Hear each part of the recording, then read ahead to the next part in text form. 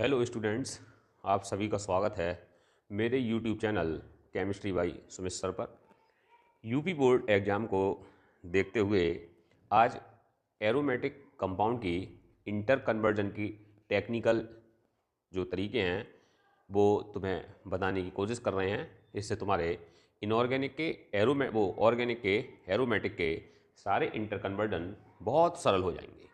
और इस inter conversion का हमारा जो प्रिंसिपल है वो ये है कि हम बेंजीन से सारे एरोमेटिक कंपाउंड बना लें और सारे एरोमेटिक कंपाउंड से बेंजीन बना लें, तो फिर हमारा एरोमेटिक कंपाउंड का इंटर कन्वर्जन जो अपने सिलेबस के अंतर्गत हैं वो बहुत सरल हो जाएंगे।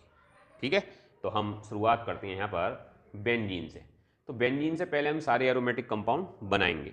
जैसे 3 रिएक्शन सबको मालूम है, sulphonation, halogenation, Friedel craft reaction and nitration. ये चारों रिएक्शन यूज करके हमने सल्फोनेशन से बेंजीन सल्फोनिक एसिड बना लिया, क्लोरीनेशन या हेलोजिनेशन से क्लोरोबेंजीन बना ली, और फ्रीडल क्राफ्ट रिएक्शन से टोलुइन बना ली, और नाइट्रेशन रिएक्शन से हमने नाइट्रोबेंजीन बना ली।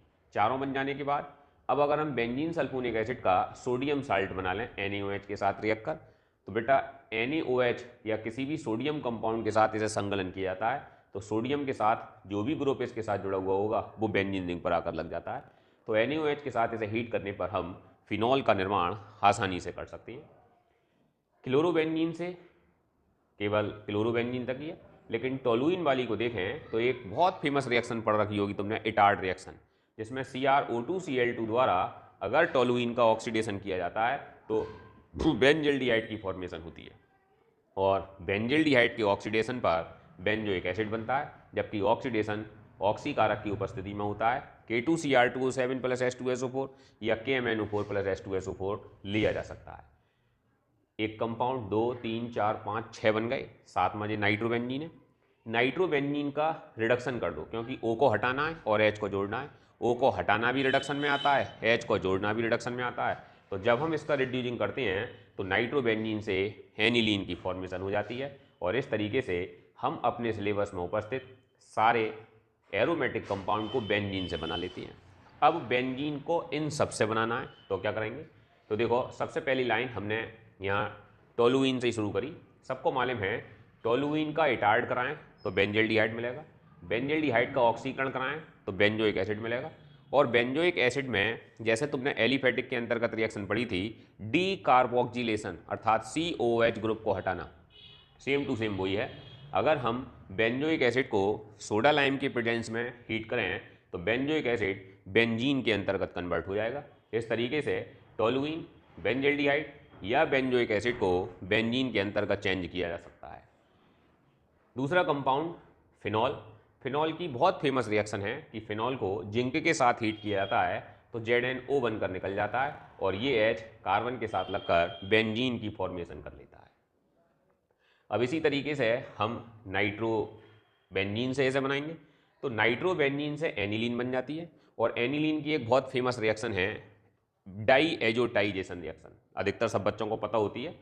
NaNO2 प्लस HCl के साथ रिएक्ट कराते हैं तो aniline benzene diazonium chloride में चेंज हो जाती है, बेंजीन के ऊपर N डबल बॉन्ड NCl आकर लग जाता है। अच्छा, एलिफेटिक का इंटर कन्वर्जन हो या एरोमेटिक का इंटर कन्वर्जन हो, अगर नाइट्रो वाला कंपाउंड तुम पर है अर्थात एनिलीन या एमीन है, तो रिएक्शन सदैव NaNO2 प्लस HCl से ही करानी है, तभी आगे का इंटर कन्वर्जन कर सकते हैं, अन्यथा नहीं। अब जो हमारा बेंजीन डाईएजोनियम क्लोराइड है, इसकी रिएक्शन हमें इससे करानी है या इसे बनाना है, तो हमें बेंजीन डाईएजोनियम क्लोराइड का Cl निकालना है एक H से, और एक H बेंजीन रिंग पर जोड़ना है। N जो है वो N2 के रूप में निकलना ही निकलना है, क्योंकि ये बहुत सेंसिटिव कंपाउंड होता है, बहुत हल्का सा हीट या नॉर्मल टेम्परेचर पर रखने पर ही टूट जाता है। तो इसके लिए हमने रिड्यूसिंग एजेंट लिया H3PO2 प्लस H2O, O इसका लेकर H3PO3 में बदल जाता है, 2 H बचे, एक H Cl के साथ रिएक्ट कर HCl, N2 निकल गई, और एक H बेंजीन रिंग पर आकर जुड़ जाता है और बेंजीन की फॉर्मेशन हो जाती है। इसी तरीके से बेंजीन सल्फोनिक एसिड, जितने भी एसिड होते हैं उनका हाइड्रोलाइसिस करो तो फिर बेंजीन बन जाएगी। हाइड्रोलाइसिस करा तो OH इसे मिलेगा जो H2SO4 बनाएगा, और H इसे मिलेगा और जो फिर से बेंजीन रिंग के अंतर्गत कन्वर्ट हो जाएगा। बात करें क्लोरोबेंजीन की, तो क्लोरोबेंजीन से बेंजीन को बनाना बहुत सरल है, क्योंकि क्लोरोबेंजीन के अंतर्गत जो बेंजीन से क्लोरीन एटम जुड़ा हुआ होता है वो छुटाना है, और वो छुटाने के लिए हमें इसका रिडक्शन करना है, और रिडक्शन करने के लिए हमें H चाहिए, और H यहाँ पर लेते हैं एल्युमिनियम और NaOH की क्रिया से उत्पन्न।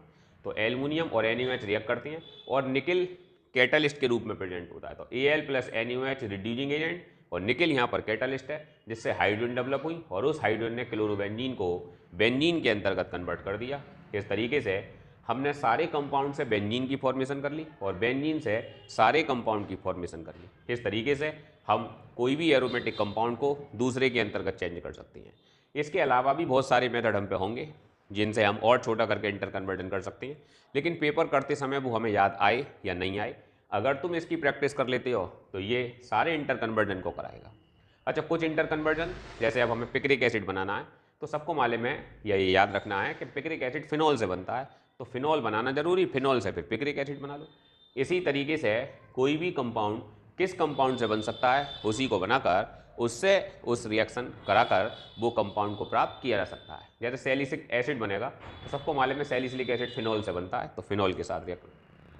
DDT बनानी है, क्लोरोबेंजीन से बनता है, तो हम क्लोरोबेंजीन बना लें। अब कोई सी भी लाइन को देखो तुम, जैसे इंटर कन्वर्जन आया, फिनॉल से बेंजोइक एसिड बनाओ, तो फिनॉल से बेंजीन, बेंजीन से बेंजोइक एसिड। नाइट्रोबेंजीन से सल्फोनिक एसिड बनाओ, नाइट्रोबेंजीन से सल्फोनिक एसिड। ठीक है, बेंजीन सल्फोनिक एसिड से एनिलीन बनाओ, बेंजीन सल्फोनिक एसिड से एनिलीन। बेंजीन टोलुइन से एनिलीन बनाओ, टोलुइन से एनिलीन। इस तरीके से तुम किसी भी इंटर कन्वर्जन को यहाँ आसानी से कर सकते हो। एक बार प्रैक्टिस की ज़रूरत है। इस चार्ट को अगर 2 या 3 बार बनाकर प्रैक्टिस करते हो तो ये बिल्कुल कन्फर्मेशन तुम्हें दे देगा कि तुम एरोमेटिक का कोई इंटर कन्वर्जन गलत कर नहीं आओगे। अगर वीडियो पसंद आती है तो लाइक, सब्सक्राइब और शेयर करना ना भूलें। ऐसी ही वीडियो के लिए आगे इस चैनल को सर्च करते रहें।